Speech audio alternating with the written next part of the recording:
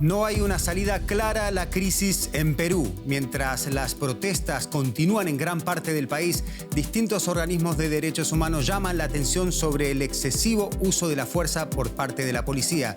Este domingo se sumó el pedido del Papa Francisco para que cese la violencia.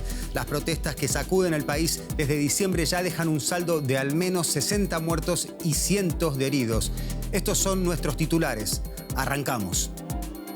Los peruanos continúan en las calles exigiendo la renuncia de la presidenta Dina Boluarte. Familiares de los cerca de 200 manifestantes desalojados a la fuerza de una universidad de Lima acuden a la capital peruana para reclamar por los detenidos. Alemania y Francia prometen apoyar a Ucrania el tiempo que sea necesario, según palabras de Olaf Scholz. En ese contexto, la ministra de Exteriores alemana afirmó que su país no se opondría a permitir el envío de tanques de fabricación alemana desde Polonia. Un tiroteo en California deja al menos 10 muertos. Un hombre armado irrumpió en un salón de baile en medio de una celebración del Año Nuevo Chino, disparando a la gente. La policía encontró un cuerpo que podría ser del sospechoso.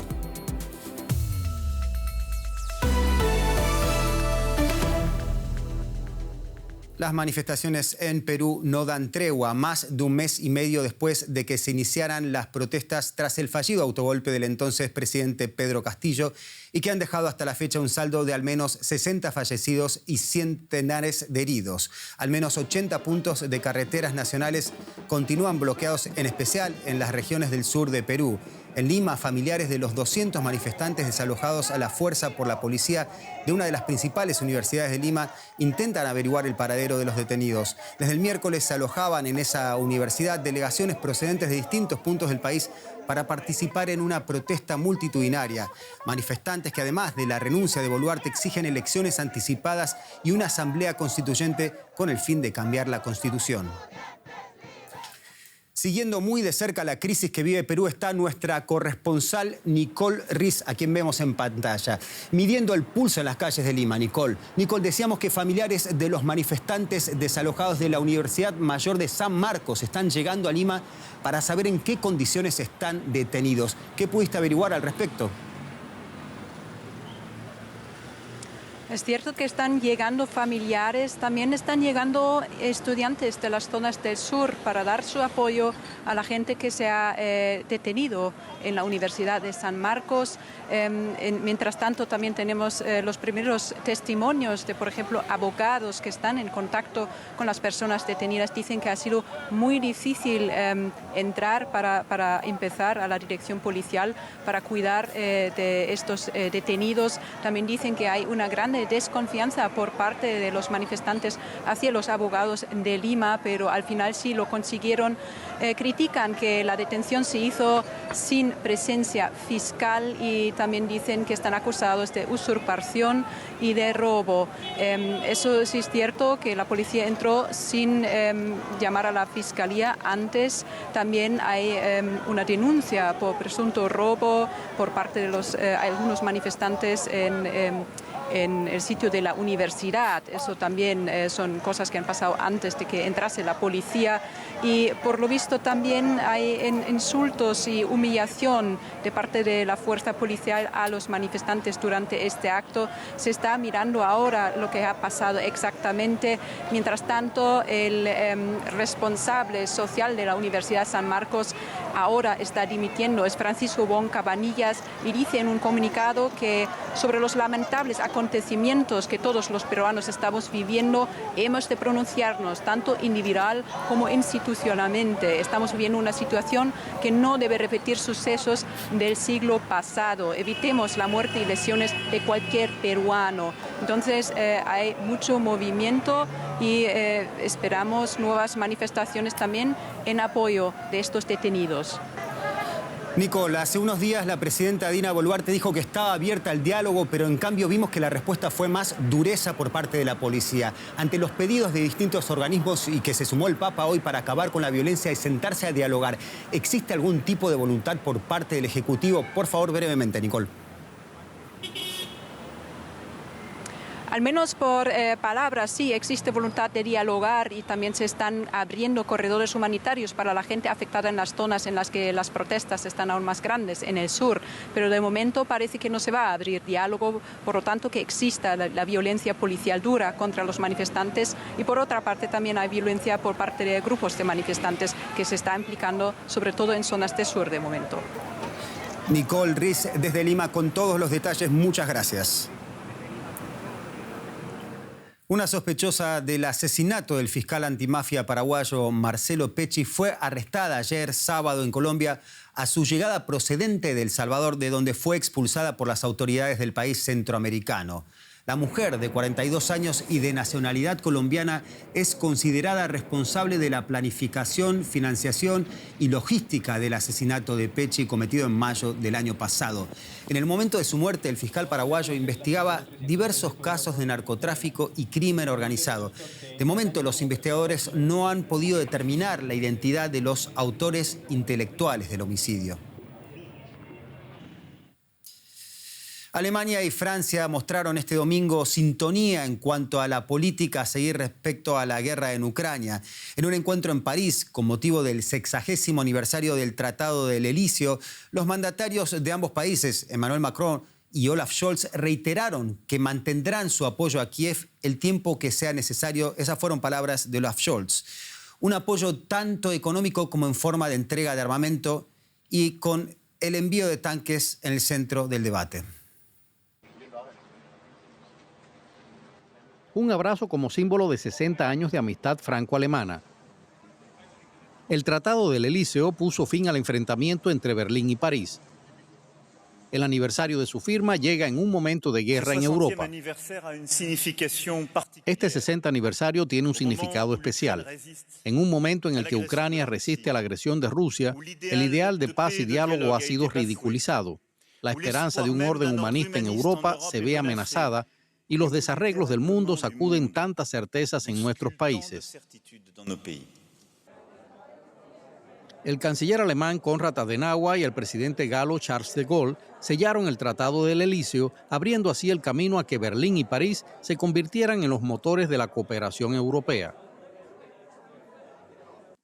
Los 300 diputados de ambos países que se reunieron este domingo en el Parlamento francés en una sesión conjunta demostraron que esta alianza sigue viva. Pero pese a las sonrisas, la fecha llega en un momento de desacuerdos entre Francia y Alemania sobre cómo afrontar la crisis energética y tensiones por la estrategia de defensa para el futuro. Además, tanto Francia como el resto de los aliados se están impacientando con Berlín por su lentitud a la hora de aprobar el envío a Ucrania de tanques Leopard 2 de fabricación alemana. De hecho, Scholz volvía a pasar de puntillas sobre el asunto. Me temo que la guerra va a durar mucho y por eso es importante que Ucrania sepa que vamos a seguir apoyándola y actuando tanto tiempo como sea necesario. Por eso el principio, que hemos sabido respetar muy bien en los últimos tiempos, de actuar solo en estrecha coordinación con los otros, sigue siendo importante para el futuro. Emmanuel Macron, sin embargo, afirmaba que Francia no descarta enviar tanques Leclerc a Ucrania. Pero pese a sus diferentes posturas en tantos asuntos, tanto Macron como Scholz se esforzaron en demostrar unidad y en subrayar la importancia de la cooperación franco-alemana. Y tras la cumbre franco-alemana, la ministra de Asuntos Exteriores de Alemania, Annalena Baerbock, afirmó que el gobierno de Olaf Scholz no se opondrá a la voluntad de Polonia de suministrar tanques Leopard a Ucrania si Varsovia pide autorización. Si se nos plantea la cuestión, no nos interpondremos, dijo textualmente Baerbock en París en una entrevista en la cadena francesa LCI. Estas declaraciones supondrían un giro en la postura de Alemania, que se mostraba reticente a permitir el envío de los tanques de fabricación alemana para repeler la invasión de Rusia. Por su parte, el ministro de Defensa alemán, Boris Pistorius, dijo que en la decisión considerarán las implicancias para la seguridad de los ciudadanos alemanes. El primer ministro de Polonia había criticado este mismo domingo la actitud de Alemania, calificando la postura del país como inaceptable. En Estados Unidos, Un nuevo tiroteo tiene consternada a la gente. En este caso, en una ciudad en las afueras de Los Ángeles, en Monterey Park, un hombre armado entró a una discoteca durante una celebración del Año Nuevo chino y disparó contra los asistentes, dejando al menos 10 muertos y 10 heridos. Según las últimas informaciones, la policía estadounidense cercó una furgoneta blanca que coincide con el vehículo sospechoso descrito por algunos testigos. Tras registrar el vehículo, los agentes encontraron el cuerpo sin vida de una persona, hecho que podría tener relación con el mortal tiroteo, según informó la policía. En este lugar se reunía la gente para celebrar el Año Lunar chino. Testigos presenciales vieron a un hombre disparando con un arma semiautomática en la sala de baile. Muchos corrieron para salvarse, pero algunos no lo consiguieron. Los heridos fueron trasladados a hospitales.